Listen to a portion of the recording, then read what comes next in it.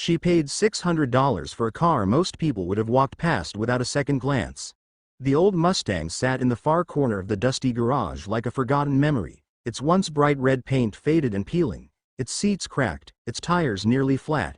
To anyone else, it was a burden. To Emily Carter, it was hope. She wasn't a mechanic or a collector. She was a 29-year-old teacher scraping by, saving dollar by dollar, living in a small apartment and holding on to dreams that were always just out of reach. $600 was everything she had, but when she saw that handwritten sign taped to the windshield, "For sale. $600. No questions." Her heart nearly stopped. When she knocked on the garage door, the man who answered looked tired in a way that had nothing to do with age. His hands shook as he leaned against the doorframe. "You hear about the car?" he asked. She nodded, clutching the envelope she had been carrying for months. He didn't even count it when she handed it over. He just gave her the keys and said, "It's yours." Driving it home was like stepping into another world. The engine coughed and growled, the steering was stiff, but Emily felt like she was carrying a piece of her father with her. He had always dreamed of a Mustang, always said one day he'd get one. Life had taken him too soon, but now, somehow, she had one. Evenings turned into late nights as Emily worked on the car alone. She taught herself through videos and books, her hands constantly stained with grease. Neighbors shook their heads, calling it a waste, but she kept at it. The car wasn't just a machine. It was teaching her patience, discipline, and giving her something to look forward to when the world felt heavy. 2 months later, as she tightened a bolt under the hood, footsteps startled her. She turned and froze. The man who had sold her the car was standing at the edge of her driveway, hands in his pockets, eyes fixed on the Mustang. He asked softly, "Mind if I take a look?" She nodded, and he walked around the car slowly, touching the frame, his eyes clouding with something deeper than nostalgia. Finally, he spoke. "I never told you, this car belonged to my son." His name was Walter, and the story spilled out of him.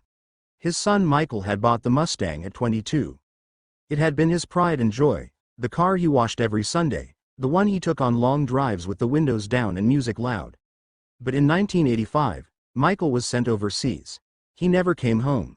The Mustang had been locked away ever since. Walter's voice cracked. "Every time I looked at it, it reminded me of what I lost.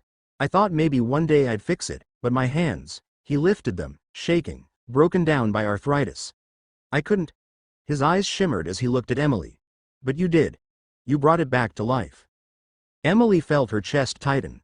She admitted the car had given her purpose when she needed it most, that it had filled an emptiness she didn't know how to explain.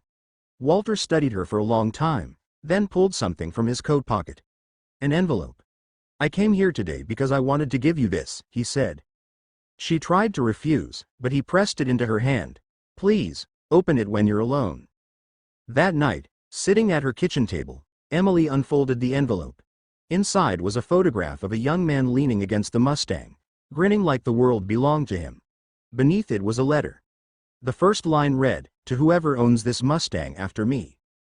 The letter was written by Michael before he left for service. He wrote about his love for the car, how much joy it brought him, and how, if he never returned, he hoped someone would find it and love it just as much. "If you're reading this," the letter said, "then I'm not there anymore. But promise me something. Take this car on adventures. Don't let it sit in silence. Live the life I couldn't, and let the Mustang carry you." By the time she finished, Emily was crying so hard she could barely see the page. The next morning, she drove the Mustang to Walter's house. He was sitting on the porch, waiting. She handed him the photograph and letter. His voice was shaky, but there was a smile on his face. "He'd be happy, you know. Seeing this. Seeing you." Emily sat beside him and whispered, "Then let's not waste it. I'll drive it, I'll keep it running, but I want you to come with me. Every Sunday, I'll pick you up. We'll take it out, just like Michael would have." For the first time in years, Walter laughed. A real laugh, the kind that carried down the quiet street. From then on, the Mustang wasn't just a car. It became a bridge between a young woman chasing hope and an old man finally finding peace. Every Sunday, they drove down winding roads, windows rolled down, music filling the air. Sometimes they talked, sometimes they didn't. Sometimes the silence said more than words could. The Mustang that had once symbolized loss now carried two people forward, giving them both something they didn't know they were missing. And it all began with $600, a forgotten car, and the courage to believe that something broken could live again.